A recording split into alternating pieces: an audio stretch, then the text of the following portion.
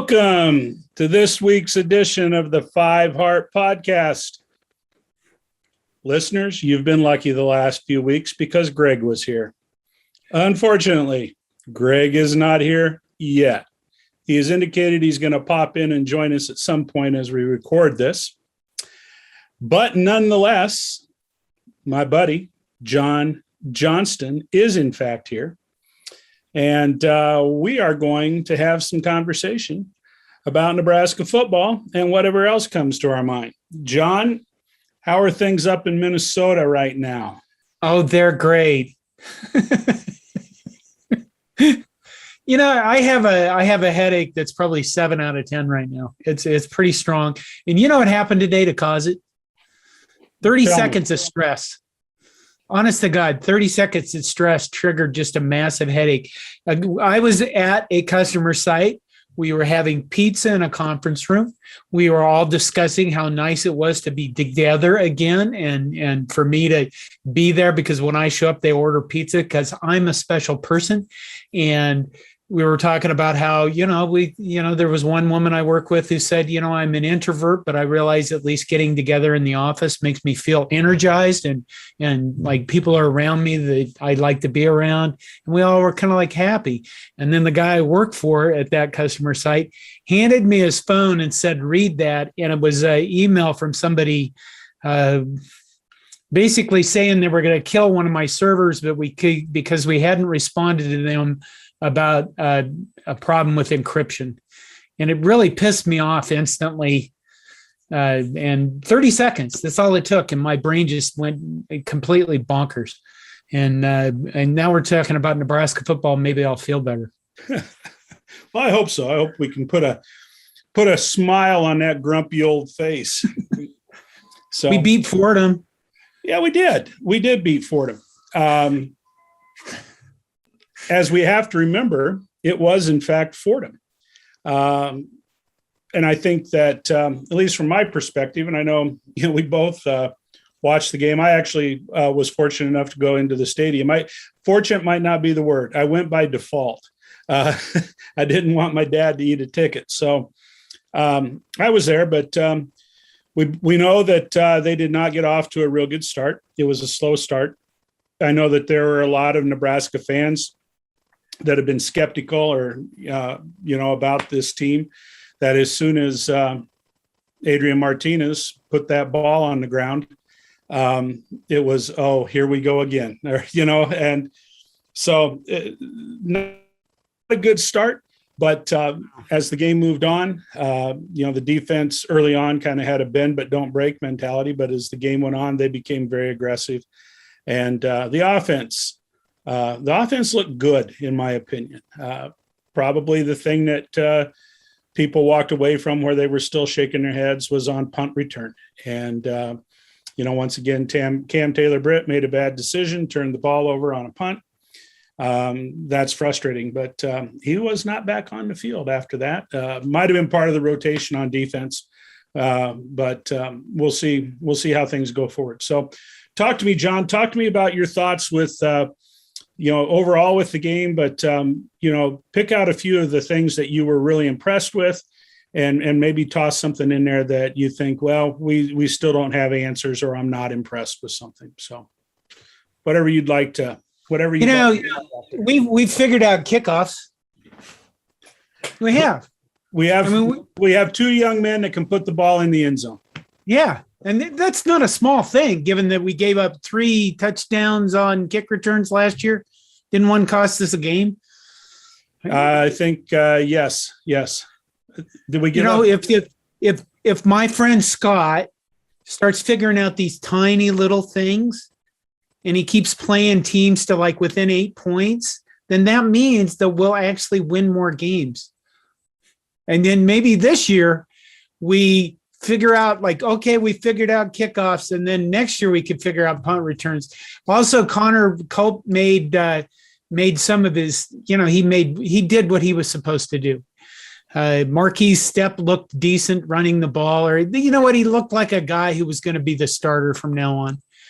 And who knows about that from week to week, because, apparently it's all up to Scott with who follows his rules which, it makes sense. If you don't show up to meetings on time, if you don't go to classes, stuff like that, that stuff does matter. It's part of building the culture thing that we constantly hear about. Probably sick of it by now, but there was good things. I mean, we ended up beating the shit out of them, and that's what you're supposed to do. Obviously, the bad thing was the slow start. They walked onto the field and they fucked around. That's really what it was. Let's fuck around and fumble the ball. Let's fuck around and throw the ball over open receivers' heads. Let's fuck around and be down by 3 scores to Oklahoma before the game even starts and embarrass ourselves on national television again in 2 weeks. That's the kind of shit that has to get corrected. And right now is when you need to correct it. Against Buffalo, you have a team coming into Lincoln this week, and you're gonna do the same thing. What was it? Adrian Martinez or one of those guys said that, oh yeah, the offensive line and I got after each other, and then they played better. Well, maybe start that. Maybe do that before you walk on the field. Maybe one of them should look at the other one and say, "Hey, would you care to block on the first series instead of waiting until the third?" Maybe some of that shit. So, I guess, I tweeted, I'm glad I stopped drinking because there isn't enough vodka in the world for this shit. And that got picked up by a bunch of national guys, not national guys that write for publications like, CBS Sports and like that, but, former SB Nation people picked that up and retweeted it all over the place. And then later on, we felt better about the game. Well, John, we have been joined by Greg. Greg is here. Greg, how you doing? I'm doing real good, Todd. How are you? You got a much deeper voice this week, Greg. No, it's good to be here. Good to be among you fine gentlemen. Just, loving life, celebrating a dub. Good. Well, I'll tell you what, I'll toss the same question to you that I threw John, reflecting on the Fordham game. Give me a couple of things that you were happy with, that you were impressed with, and finish up with something where, you still have questions or there's still perhaps a problem area here or there. So, let us know what you think, Greg. Heck of a coming out party, I think, at this level. For Samari Toure. I think that despite the fact he's probably been on campus the least of any of the names that are recognizable, I'm obviously not talking like brand new incoming freshmen. He seemed to show the most promise. Certainly seemed to be the apple of A. Martinez's eye. Had himself a nice day.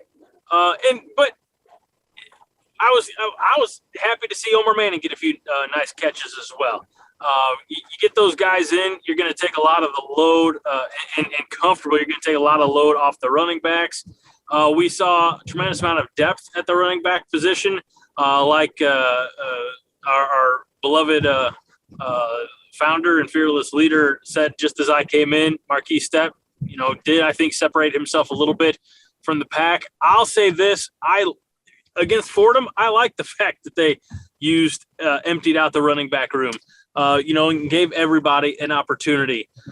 But there has to be a guy, there has to be a guy getting a bulk of the load, consistent reps, and be that workhorse. And I hope it's Marquise. Let me rephrase. I don't care who it is, as long as they are productive. We saw. I made this comment in the post-game Facebook Live. Jaquez Yant, for as big and powerful as he is, and what we saw from him in the spring game, he got small and kind of got underneath a couple of the blockers to squeeze through the line to get a first down. That was nice to see. That means he's not one-dimensional. He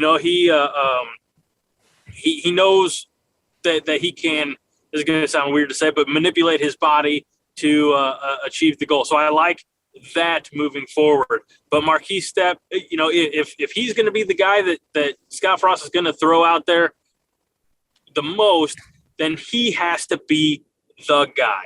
He can't be, and I say that and I feel bad for like the Ramir Johnsons who've been on campus longer, the Marvin Scott the thirds who, showed us things.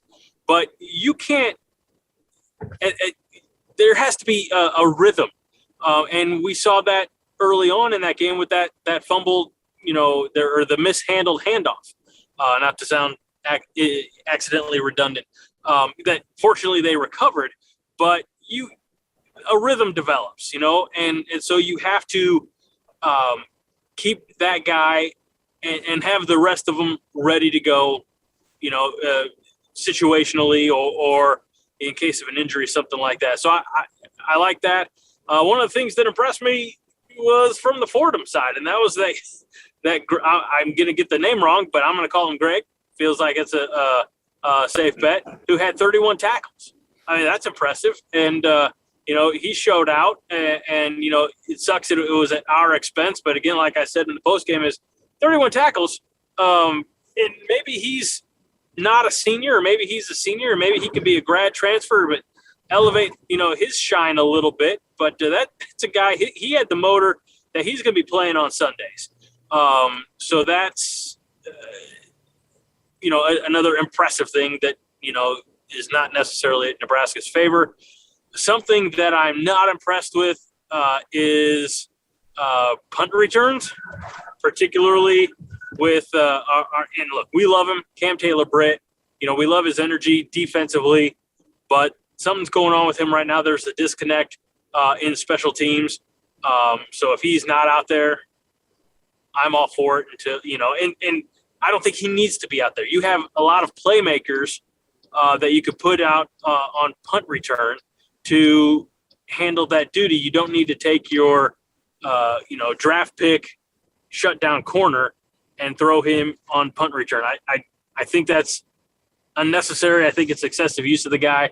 And as we've clearly seen now in these first 2 weeks, it's not working. So those are my thumbs up, thumbs in the middle, thumbs down, I suppose, from, quick takeaways from the Fordham game.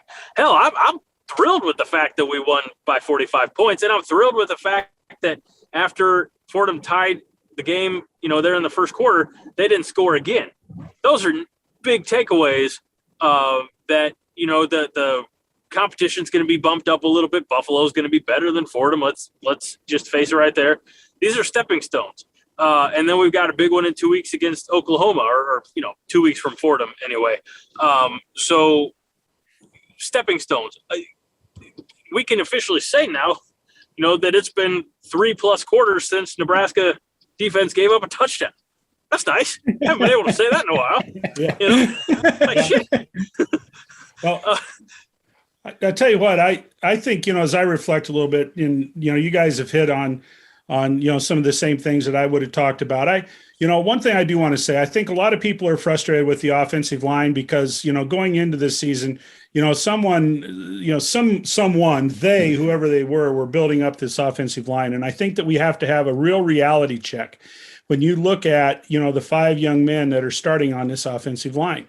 We had 3 freshmen or redshirt freshmen. Oh, sure, we can say, they've been here an extra year. But the reality is that they do not have a great deal of experience. We had a junior who had his second start.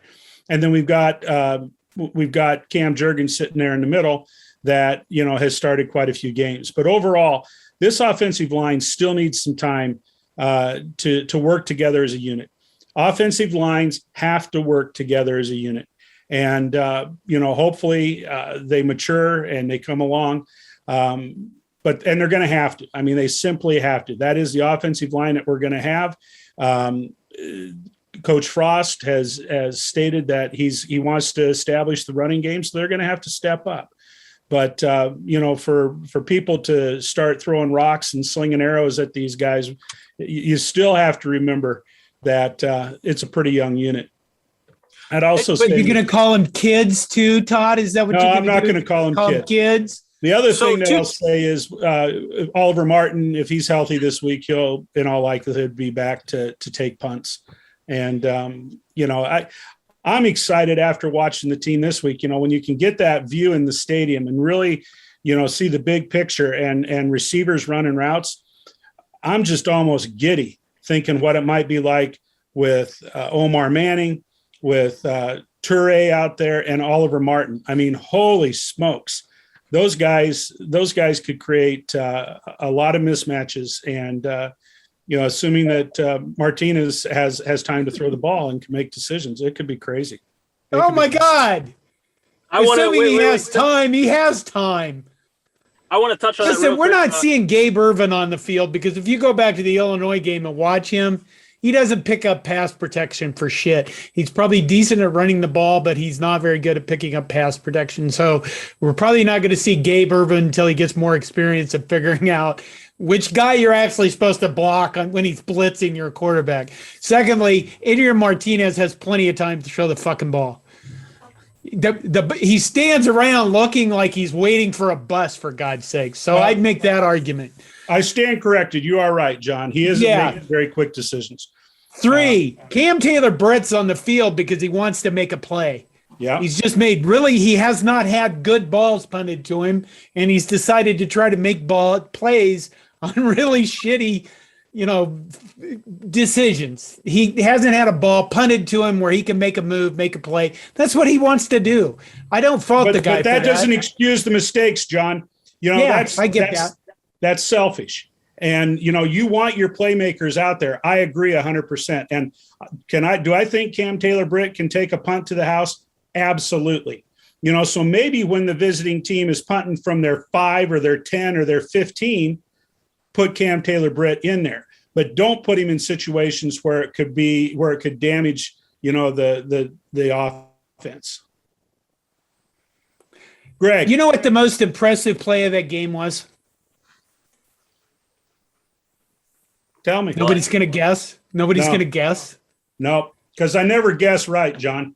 And I think you change the answers. And if I do guess right, then you say, no, it's something else. So tell me, John. The most impressive play of that game was Alante Brown's 11-yard reception, the only time he touched the ball. And you saw him catch the ball and do a stop-start move that faked 2 guys that might have been like Fordham players, but he faked them out of he flattened them on the ground without even touching them. And you kind of went, I don't know about you guys, but I looked at that and went, I want to see more of that. How about if that guy's the guy returning punts? How about if you throw that guy the ball? Let's see what he can do. There's guys in that receiving core that want time on the field, and Alante Brown needs to be out there as well. They only play with one football. So. Oh my God, that was like a dad quote. You can't have 33 guys on the field, John. You can't do it. No room. It's 11 on 11. Well, what else do we know about Fordham? Well, I know that I got to go inside. Move off. We whipped there. Let's talk about Buffalo. Okay. I'll be back. Oh, we'll see. It sounds like some kind of omen. What do we know about Buffalo, Todd? What'd you say? I said, I'm sitting in my driveway. Can I go in my house, please? Yes, absolutely. We'll wait for you. Thank you. Okay. No, don't wait. That's more work for me. I got to edit that out. We'll keep talking. Thank you. So we got Buffalo coming up. And we got Buffalo coming up. Buffalo is going to be, they won the MAC last year. Did they play in well, they obviously played in a bowl game, but did they play in one of the New Year's 6 games? I don't. Buffalo? Yeah, I don't. Well, I'll look it up. You keep talking. Well, here's my thoughts on Buffalo. Until this summer, I figured that, depending on, what the Nebraska team looked like, I figured it could be a real test, a real challenge, a real battle for Nebraska. And then at some point this summer, Kansas decided to hire Lance Leopold. and Lance Leopold, who was the head coach at Buffalo. And, Lance Leopold has been mentioned among some people who, are loyal to Nebraska football as, an individual that maybe would look good wearing the scarlet and cream as a head coach. And he'd been here, I think, as a grad assistant or something at one point in time, but he's highly respected and he's an up and comer. So the thing about it is that when you have a coach like Lance Leopold building a program, when he leaves, especially in the middle of the summer, I think that's a huge blow to the team. So I know that Buffalo, hung 60 some odd points against Wagner a couple of weeks ago or this last week. But I'm not saying Buffalo will not be a stout test for Nebraska, and I'm not saying it's not going to be a tough game. But I don't think it's going to be as tough of a game as it would have been if Lance Leopold was still coaching the team. Oh, yeah, that's true. Yeah, last year Buffalo won the Crampton Bowl. The Crampton Bowl. The Crampton Bowl. Whatever the hell that is. I don't remember there being a Crampton Bowl. The Camellia Bowl against Marshall, 17-10. They lost the MAC championship game to Ball State, 38-28. But overall, they had a good season. They went, 7-1, I think? Yeah. So, yeah, you're right. I do think you're right about, changing a coach that late in the season is a little bit, well, it's difficult because you're going to have all these new guys come in and they're going to have to coach you, in different ways than the other guy did. What was it? 69-7 over Wagner. They rolled up 569 yards of offense, 312 yards on the ground. They have a starting quarterback returning. They have no proven receivers, or if I remember correctly, and they're running their best running back from last year also moved on. So I don't think maybe get a sentence out. There's nothing about Buffalo's offense that's really scary that I can think of. Yeah, I think that our defense should do a good job of shutting down Buffalo. I mean, we can play that up and say, well, they're going to test our defensive line. I don't think so. I think our defense should be able to handle them easily. Obviously, the biggest problem with this game is us again. Well, exactly. That's where I was headed, John. I'm not worried about how Nebraska matches up with Buffalo. It's how clean are we going to play? How many mistakes are we going to make? It's the same old. And if Nebraska plays a relatively clean game, if they play as clean as they played against Fordham, I think Nebraska will beat Buffalo, somewhat handily. But if they turn the ball over, what's been really nice this year so far, even including the Illinois game. Now, the Illinois game, they had that one play where they gave up 30 yards of penalties. But you take that out, this team has not given up many yards for penalties. Right. So, knock on wood, if they come out and they have their heads on right, if they're mentally up for the game, because, last year they beat Penn State, and the next week, they were pretty full of themselves and they got waxed. So, if they're going to be a winning football program, they need to come out with a strong mindset and be ready to play football on Saturday. Greg says we'll have to finish without him. His prediction is 48-20. I'm not ready for prediction yet. Adrian Martinez started the game out throwing like he has. The ball's all over the place. And then suddenly for the rest of that game, it's like he's Joe Montana. What is the discrepancy there? What is the deal with that guy? Why does he do that? I don't know if this is right, wrong, or otherwise, but, long time ago, and I think I've mentioned it on the podcast at one time or another, I remember listening to some coaches, they were talking about the mental preparation for a game. And, there are some of those people that they want to see like that Ray Lewis guy out there getting everybody jacked up and, just pumped up and, ready to rip into people and, tear heads off and that kind of stuff, which is fine for about, I don't know, 13 of the 22 people on the field. The one person for sure that you don't want to have that kind of emotional preparation is your quarterback. And I honestly believe that Adrian Martinez, I think he gets amped up. I think he's got adrenaline flowing. I don't think, I'm just kind of grasping at straws. Is this a case where, the guy needs to figure out a way to enter into a game on point, but relaxed?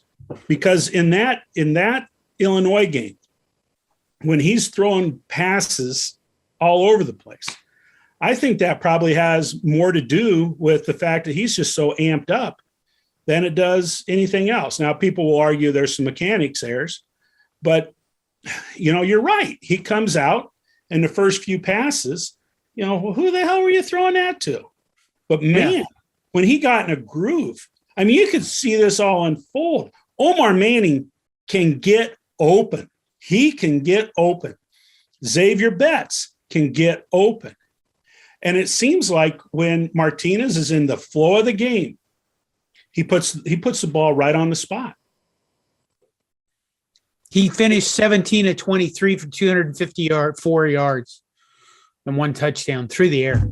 He had 8 carries for 33 yards and 2 touchdowns on the ground. So, it was a good game for him. You know what else we haven't even mentioned? We haven't mentioned that we got to watch a quarterback not named Martinez. Yes. Or McCaffrey. What did you? And I think he looked competent. He had that fumble, but that's I want to make a play, I want to make an effort thing going on. But Logan Smothers, he didn't look like he was a deer in the headlights. No, and where I think he's got an advantage is, we're going to just kind of contradict what we've been saying about Adrian Martinez. You talk about a young man that can make a decision, a quick decision. Yeah.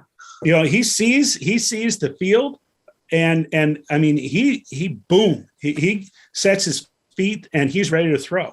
Now, if he's under heat from Wisconsin or Ohio State's, defensive line and their edge rushers, will he be able to do the same? I don't know. But it was fun, to watch him play. I wish that we could have seen a little bit more. I wish we could have seen one of the other quarterbacks, whether that's, Masker or whether that would have been, is it Harburg? I got it. Heinrich Harburg.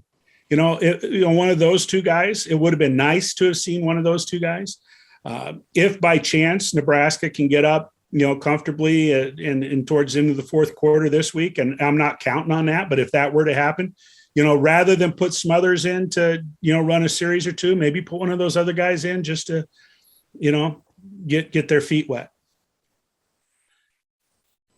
I was going somewhere and then I'm lost. Well, okay, we saw Yant. Marvin Scott got to play. Yeah. Sevian Morrison got 9 carries, which is fairly decent.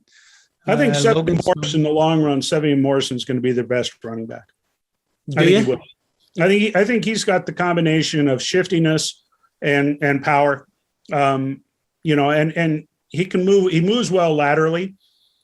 So I think eventually he's going to turn into the top running back. But I would have to agree right now. If we had one guy out there that I would want to put some faith and trust in, it'd be Stepp at this point. Did you watch any other football? I really didn't. I watched a little bit. I watched a little bit of Georgia and Clemson. That's just rock'em sock'em, SEC defensive football. You talk about athletes. You talk about, just playing with flat out speed and aggression. That was what happened in that game. I think Clemson is going to notice a drastic drop off from Trevor Lawrence. Yeah. Uh, Yeah. they, I'll weep for them. apparent, I will weep for them when they lose games. Yeah. The heir apparent. Well, let's talk about another football game. And I kind of alluded to this last week, also in the state of Carolina. South Carolina won their first game of the year with a quarterback who, when the season started, was a graduate assistant on the football team. Right. Zeb Nolan, who was a backup quarterback at Iowa State. And, he got some playing time at Iowa State. And lo and behold, he's ready to start his coaching career. And they tell him, take off the whistle. We need a quarterback. And he leads the Gamecocks to a victory. So that's kind of an interesting story, too.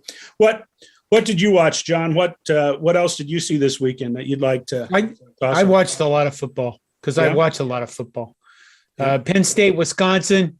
I think I said earlier in the year on one of these videos that Wisconsin would go as far as Graham Mertz would take them. Wisconsin isn't going to go very far. Today when I was at my customer site, I was with Penn State guy, and basically he said, we didn't have a great goal line stand. Wisconsin just sucks. And even the Wisconsin guy at lunch was like, oh my God, Graham Mertz. He threw the ball away. I mean, he threw the game away for him. So I don't think Wisconsin is going to, they'll still be decent, but I would not pick them to win the West right now. What did you think of, I'm going to step out of the Big Ten and then come back because I got another question for you, but what did you think of Brian Kelly's comments after the game, the Notre Dame game? I think that a guy who ordered a kid to go up on a scissor lift in the wind and killed him basically should never try to make fucking stupid jokes about death ever. It really bothers me that Brian Kelly is even a coach. And as far as I'm concerned, he can go fuck himself every day of the week. Yeah, I was. I don't think anybody should, cut any quarter with him. I thought that was inexcusable.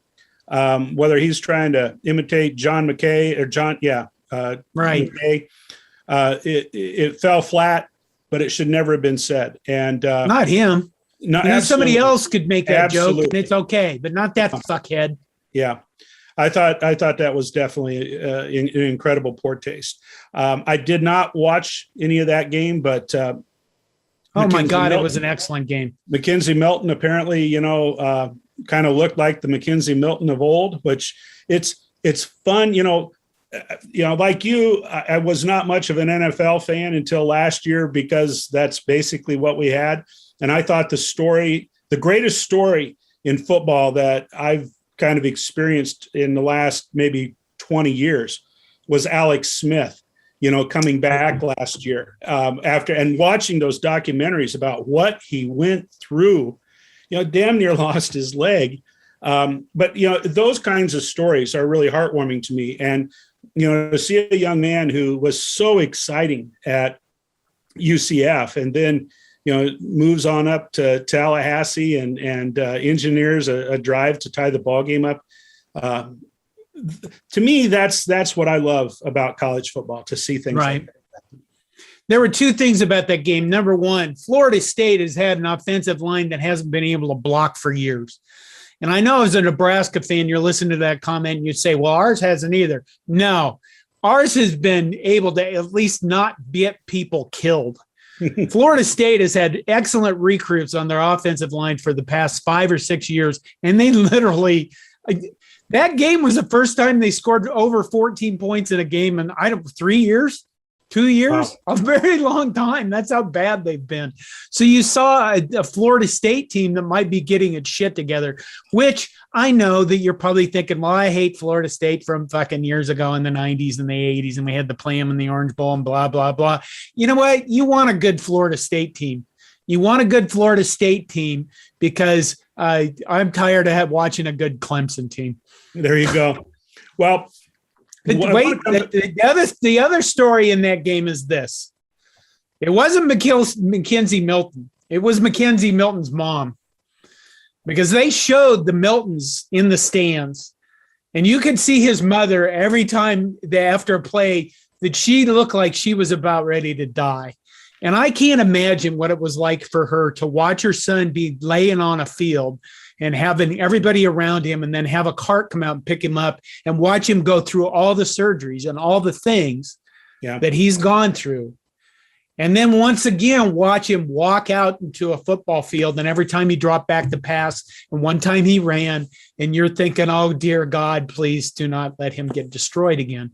And, there's a book. I used to review a lot more books, but oh, God dang it. It's a tight end that played for Minnesota. And he makes this comment in his book. He had to retire from football because of concussions, and his memory is fucked up like mine is.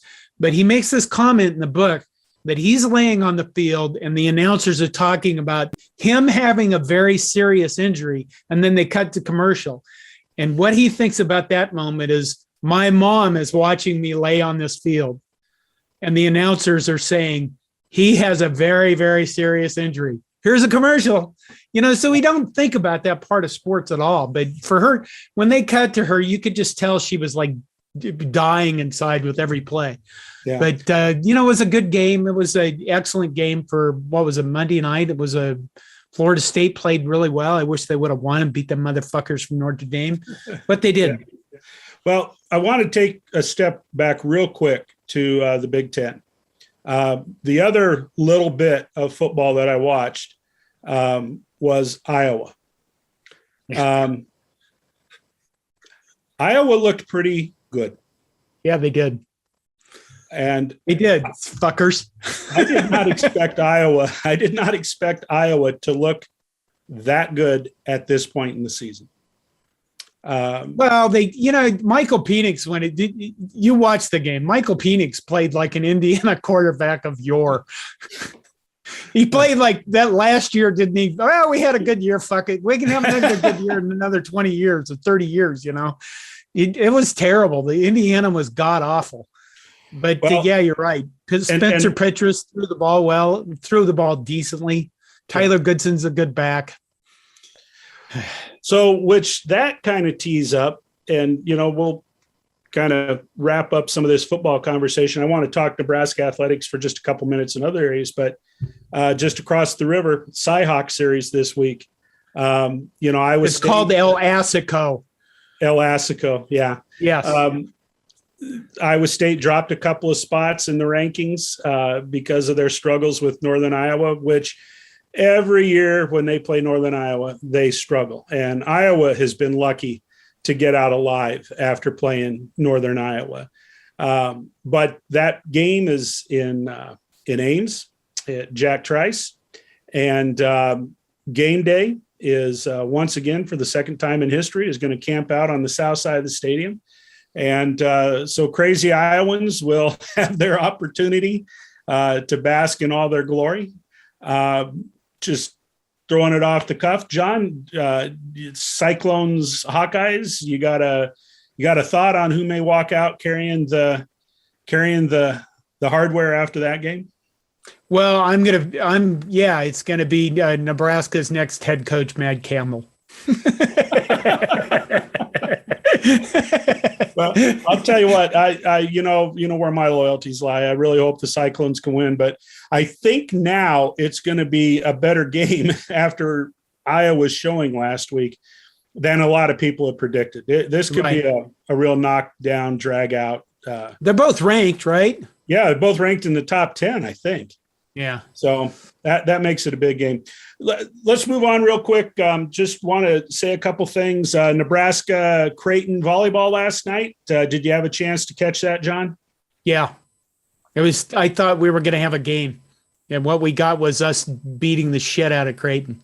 Yeah, total domination. I listened to John Cook on Sports Nightly tonight, and he said, question was thrown at him, what did you do to motivate the players? He says, my job isn't to motivate. He said, we've got captains, we've got team leaders that they don't need somebody like me to motivate them. He said, what we focused on was that we wanted to absolutely dominate every point of the game.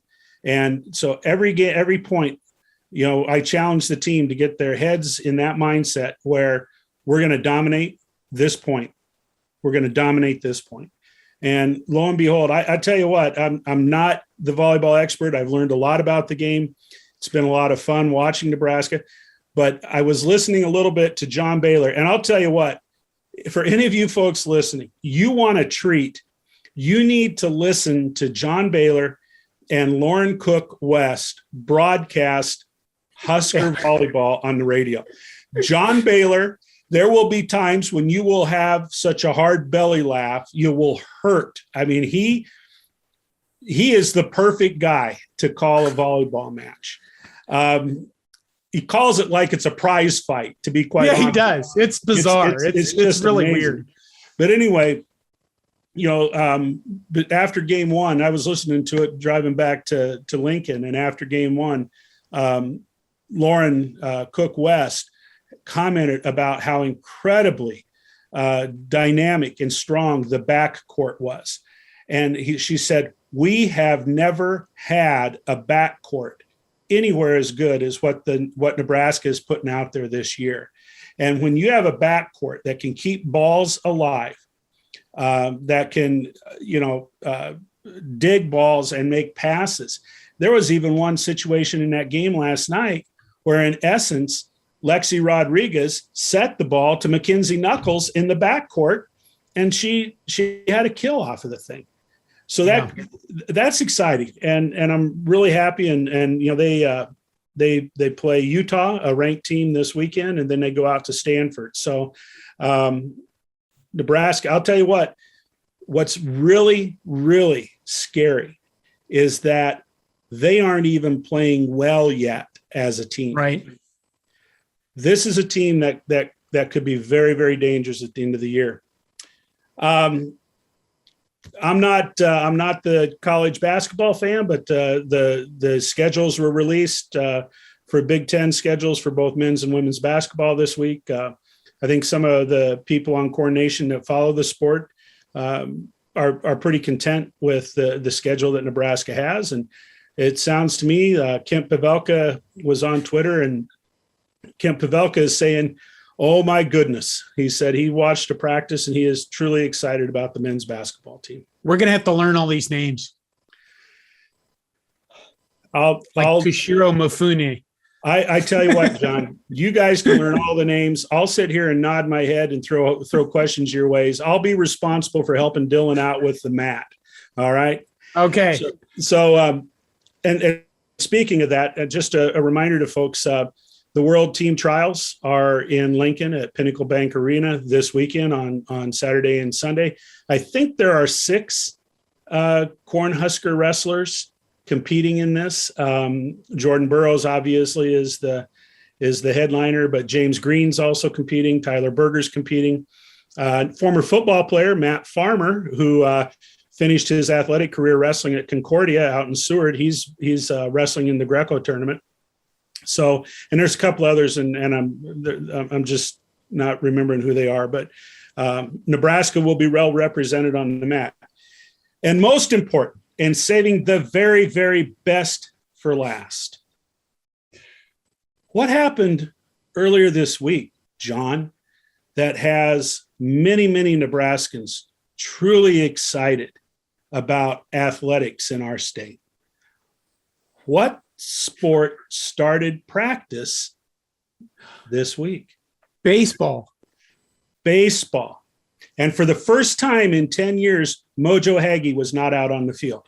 Now that's Will Bolt's joke. But 18 new players join 22, give or take a few returning players. Will Bolt's team has opened fall practice. They did announce that they're going to play 2 scrimmages, which was something that they started a couple of years ago. I think maybe the first one, September 17th, they're going to play Creighton at Haymarket, and then they're going to play Wichita State October 2nd. So they've got the red-white scrimmage in there as well.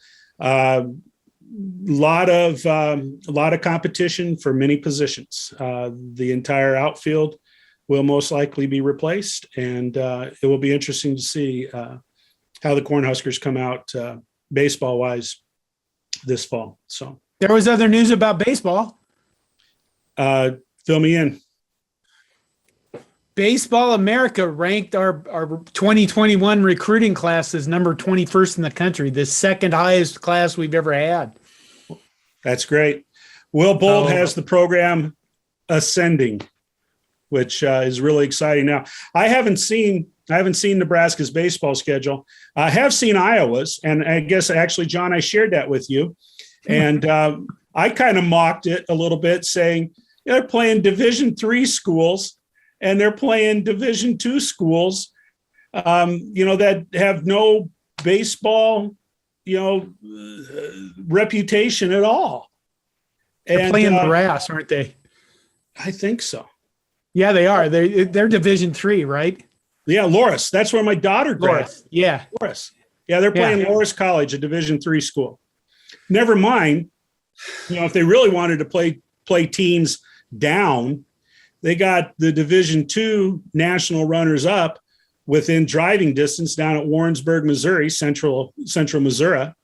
If they wanted to play somebody that, has some baseball acumen. But no, I thought Rick Heller was going to turn that program into an ass kicker. Well, it looks like they're going to kick the ass of Division III schools and Division I schools that do not place much of a priority on baseball. Yeah, that's kind of a shame. The reality of it is that they're not going to do their RPI any good. And right. as you've mentioned many times, John, when we get into baseball season, the Big Ten kind of eats its own when all schools don't go out and play quality baseball opponents to try to jack up their RPI. And not only is Iowa going to hurt their own opportunities for postseason play because of a low RPI, that has a negative impact on the other schools in the Big Ten. Yeah. Yeah. So, I would hope that Iowa would have increased their schedule difficulty, but it looks like our friend Rick is going to take the easy way out for W's that mean nothing. I'm wondering if he checked into playing high school teams, if that was possible at all to schedule any high school programs. But so anyway, thank you, Rick Heller. You are a very good baseball coach, but you're a shitty scheduler. So that was very gracious. Yeah, there's our weekly Hawk Talk. There you go. John, what else do you got on your mind before we throw out ridiculous predictions for the big game this week against Buffalo? I think the only thing I have on my mind is I've really tried to find where the Pac-12 network is, and I have no idea. So I don't know how to watch Pac-12 games. I suppose it's on like Fobo TV or some fucking thing, but we get to watch Oregon play Ohio State this weekend, and we get to watch Washington play Michigan after Washington got beat by Montana last week. So yeah. I guess we'll get to watch some Pac-12 football because they're playing Big Ten teams. But I'd like to watch Pac-12 football, but whatever, dudes. Well, I've got Pac-12 football when I'm in Lincoln. It's on the Dish Network where I reside, so I can watch it there. But yeah, my focus obviously, I'm not going to go to the Buffalo game. My nephew's going to use the ticket that I use and go watch the game with my dad. So I'm going to be picking that game up on television, and I'm going to be keeping my eye on Iowa State. I think it'll be fun. Oregon, would you say Oregon and Ohio State? Is that who you said? Yeah. That could be a fun game to watch. Depending on, how good Oregon is, I guess. So anyway, well, hey, I guess we'll throw our predictions out for the game with Buffalo this week. John, throw Greg out there first so we can, that will be our baseline. Greg's prediction was 48-20. I just literally uploaded a prediction video before this, and I thought, Buffalo could score 13 points against our defense on their own. All right. And we're going to give them our traditional 2 turnovers, which is going to put them up to like 27. And I thought, okay, we're going to score 35 points because I don't have the faith in our offense to score 40. And then we're going to take 2 turnovers away from us. which puts us below Buffalo. And then we're going to give ourselves back one turnover from them, which puts us really close to Buffalo. So I think on the video that I just did, I went 30-27, and I thought, oh my God, that's way too close. 30-24. No, that sucks. I think it's going to be, I think it's going to be a game that we're not going to be happy with. And I'm going to say this until they prove us wrong. Come out fast, beat up the other team, keep a lead, make minimal mistakes, don't have any turnovers, or at least have minimal turnovers that don't cost you a game. So I don't know. I'll go 31-21. 31-21. Well, you're kind of in the same ballpark that I was thinking. I'm going to go 34-21.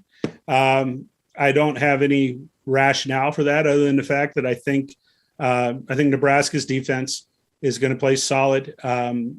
I think that Nebraska will hold them to a couple of scores, and I think they may get a score off of a turnover or something like that. So that's why I'll kind of rationalize 21. I'm not the deep thinker that you are, John. I just got a feeling that Nebraska can score a few touchdowns, and they're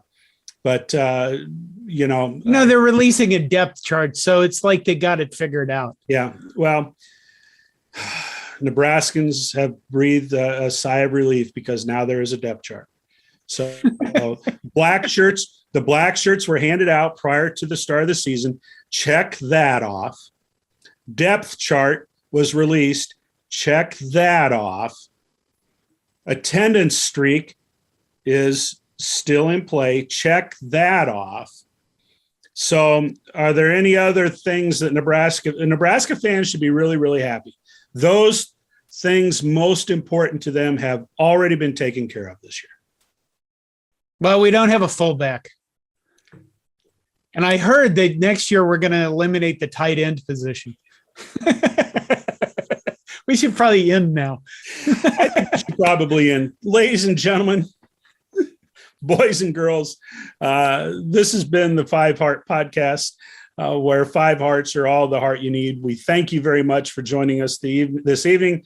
We look forward to an upcoming weekend of Husker athletics, particularly the football game with Buffalo, the volleyball game with Utah, and soccer, I'm sure, is playing this. I think they're down in Arizona this weekend. So good luck to all the Husker teams. And with that said, John? Oh, Big Red. Go Big Red. Yes. Go. Thank you very much.